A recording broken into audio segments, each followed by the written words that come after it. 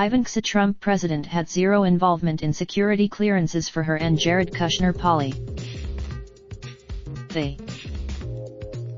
She insisted that had been no issues she and her husband faced in getting their top security clearances in May 2018, more than a year after they had joined the White House. What? There. So? No, Ivanka Trump replied.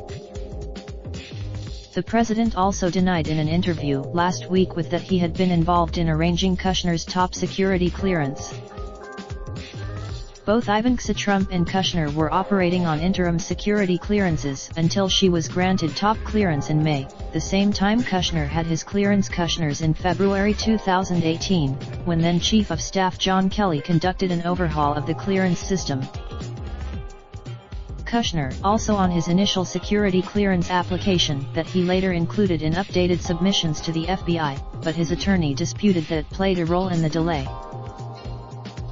Last February, when CNN reported that, including Kushner, were still operating without full security clearances, several sources, including intelligence officials who have served previous Democratic and GOP administrations, described the backlog as very unusual and made clear that the process should have been completed after a year in office.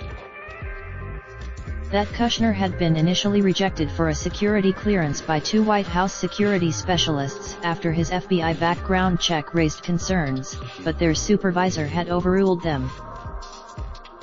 The House Oversight Committee announced at the end of last month that it was launching into the White House's handling of its security clearance process. Raindrop, drop top, top smoking, no cooking the hot pot. Fucking on your bitch, yeah, that. Looking up, open the park pot.